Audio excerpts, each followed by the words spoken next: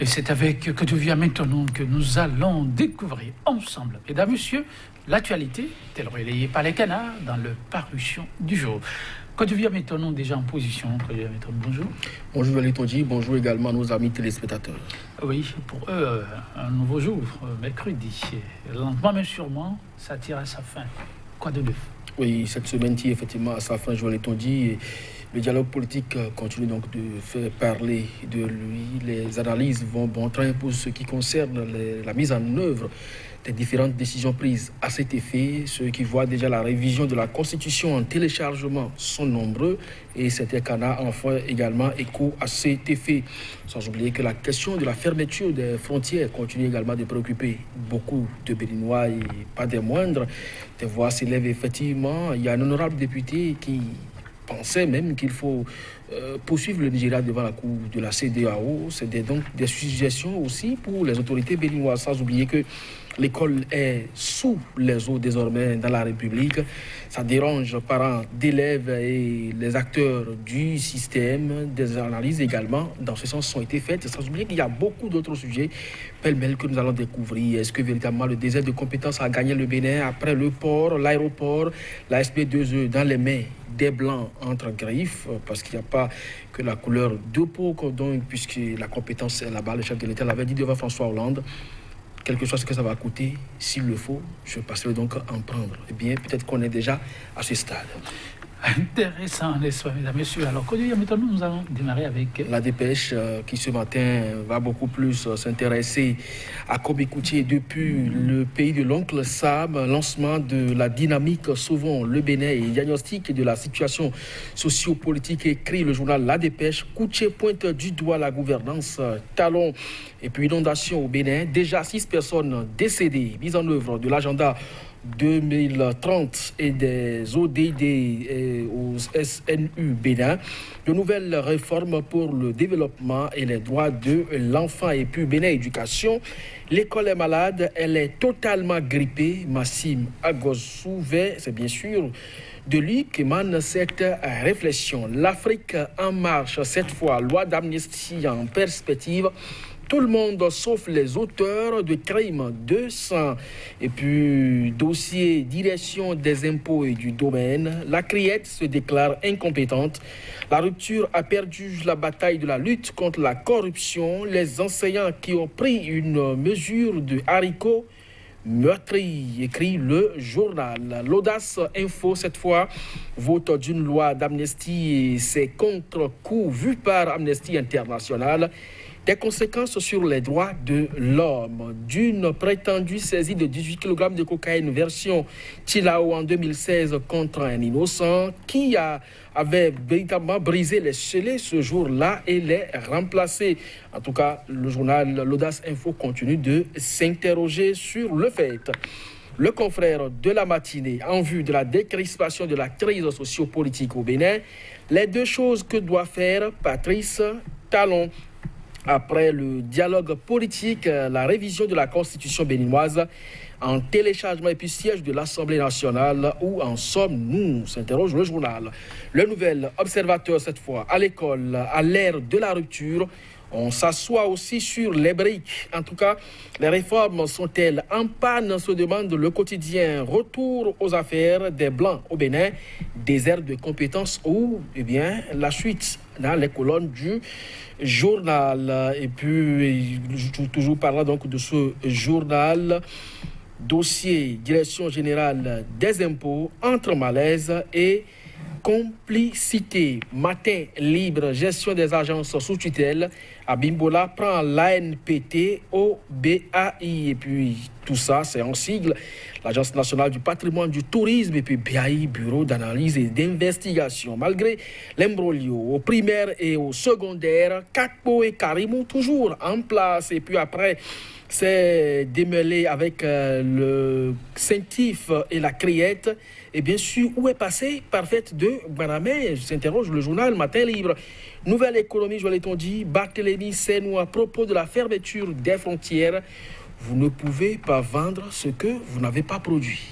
Merci à vous, Coach Vivian. Mettons-nous, une fois n'est pas coutume, nous allons peut-être commencer par nouvelle économie. Et de quoi s'agit-il? Vous ne pouvez pas vendre ce que vous avez produit, nouvelle économie. Ce que vous n'avez pas produit. Oui. Eh bien oui, c'est cela. C'est d'ailleurs ce que le Nigeria tente de rappeler à l'État béninois depuis quelques jours. Parce que tout ce qui est réexporté vers ce géant, c'est par le port de Cotonou que cela entre donc sur le territoire béninois. Donc, tous ces produits aujourd'hui interdits par le Nigeria, en tout cas par le Nigeria, mais c'est un accord qui est conclu donc entre le Bénin, le Nigeria et beaucoup d'autres pays de l'espace. Donc, à partir de cet instant, le Nigeria n'a fait que rappeler donc les principes de bon voisinage donc à l'État béninois. Et entre autres, le Nigeria n'a jamais demandé que le Bénin exporte vers son territoire et les produits locaux, à savoir par exemple les volailles produits au Bénin, le riz localement produit également. Donc de ce point de vue, c'est seulement effectivement les produits de l'importation que le Bénin réexporte vers ce voisin et qui le dérange. Donc à partir de cet instant, suivant cet analyste économiste, eh bien, vous ne pouvez donc pas vendre ce que vous n'avez pas produit. Et si véritablement certains s'enrichissaient au dos donc, de ce voisin de l'Est à travers cette réexportation, c'est le plus que jamais d'investir dans ces cultures de réexportation. Ah oui. En tout cas, une contribution de plus à exploiter, quand je viens maintenant, pendant qu'on y est, en termes de contribution sur le terrain de la gouvernance, mais aussi des questions de développement, eh bien, il a donné de la voix, c'est la dépêche qui revient sur l'information, la dynamique, sauvons le Bénin, signé l'ancien agenti national, Komi Kouché. Oui, nous l'avions dit, il a fait son one-man show dans la nuit de dimanche à lundi depuis le pays de l'Oncle Sam, beaucoup plus à Chicago, relayé abondamment par les réseaux sociaux et la presse locale. Alors, Komi Kouché, on ne le dira jamais assez, lui qui a été le célèbre prisonnier raté de la rupture, parce qu'interpellé à Madrid, il a passé de sombres jours dans ce pays-là, du fait donc d'une supposée corruption ou malgouvernance au niveau du Fonds national de la microfinance, mais il a été blanchi par la justice espagnole et a retrouvé donc sa liberté aujourd'hui. Il tacle effectivement la gouvernance talon. Il dit qu'il n'a pas de problème particulier et personnel avec le président de la République, mais la méthode de gouvernance le dérange à plus d'un titre et les acteurs clés du système ont été épinglés à chacun son niveau. Il a décerné satisfecit au président Nicéphore Dieudonné Soglo pour sa lutte pour la restauration de la démocratie. Bref, Komi Kouché, aujourd'hui, vu comme un challenger pour Patrice Talon en 2021, également vu comme un jeune dynamique capable effectivement de relever les défis de l'heure, donc à savoir les défis qui se posent en termes de développement et donc de gouvernance. Il a quand même bonne posture, il se propose comme tel, même si officiellement il n'est pas candidat à quelque chose à ce jour, parce que même il est interdit d'acte d'autorité. Il est exclu des forces Corée Bénin émergent, pour ceux qui ont obtenu leur certificat de conformité. Donc, de ce point de vue, acteur politique, oui, mais isolé. Quand je viens maintenant, on reste avec la dépêche qui parle politique, mais qui parle aussi quotidien des Béninois. Un nouveau chiffre, parlant de l'inondation. 6 personnes déjà tués et l'école béninoise qui continue donc d'en souffrir et ne pourra donc rien faire. Je l'ai dit, je ne sais pas si vous avez suivi hier l'actualité. Le chef de l'État était du côté donc du soleil levant au Japon où il a assisté à l'intronisation de l'empereur. Alors, vous savez, le fait majeur là-bas, c'était que l'activité principale, qui était donc la parade du couple impérial à travers la ville, a été annulée du fait du typhon qui a frappé. Et ce n'est pas ce jour-là qui avait frappé donc le Japon. La cour a décidé que l'empereur ne sorte pas pour témoigner sa compassion à son peuple. Pendant ce temps, vous avez suivi et vous rappelez hier les titres à la une du journal Fraternité qui dit que les populations sont laissées à leur sort parce que les autorités font le service minimum. Pendant ce temps, il y a des présidents qui sont à l'extérieur du pays.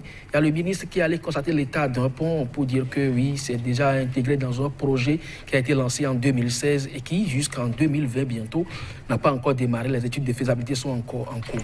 Alors, est-ce que comme ça, nous travaillons véritablement pour atteindre le niveau des autres? Est-ce qu'on va toujours tendre la main, quémander? Vous vous rappelez, il y a ces images-là qui ont circulé également, le chef de l'État qui a rencontré le directeur général d'une structure japonaise en quête donc de négociation d'un projet qui sera érigé à Sémékodi. Est-ce qu'on a besoin donc de se déplacer pour aller commander cela? Un ministre peut faire ce travail-là et donc faire déplacer le directeur général pour la présidence de la République. Mais malheureusement, c'est pratiquement le contre-coup qu'on prend des choses. Est-ce que c'est ça aussi les déserts de compétences? En tout cas, le président aujourd'hui s'est retrouvé, ou du moins sera en Russie pour participer à un sommet Russie-Afrique. Alors, quand ça se dit comme ça, pour les panafricanistes, ça choque. Parce qu'un pays ne peut pas faire déplacer tout un continent. Alors, on connaît déjà, et on l'a toujours dénoncé, des sommets Afrique, France-Afrique, sommets Chine-Afrique, sommets États-Unis-Afrique, et aujourd'hui, ce sommet Russie-Afrique. Quand des pantins, à la limite, se retrouvent donc à décider du sort de tout un continent qui est suffisamment regorgé de ressources minières, on ne comprend pas véritablement, mais c'est cela l'Afrique aussi, c'est cela la gouvernance, c'est cela aussi que le président Patrice Talon appelait peut-être désert de compétences. C'est tout un continent qui en regorge malheureusement désormais. Merci à vous que je viens maintenant à ces deux sujets. On y revient, mesdames, messieurs, on a encore demain et après-demain pour être ensemble. On s'arrête là pour aujourd'hui. À demain pour se poursuivre l'aventure avec nos confrères. Au revoir.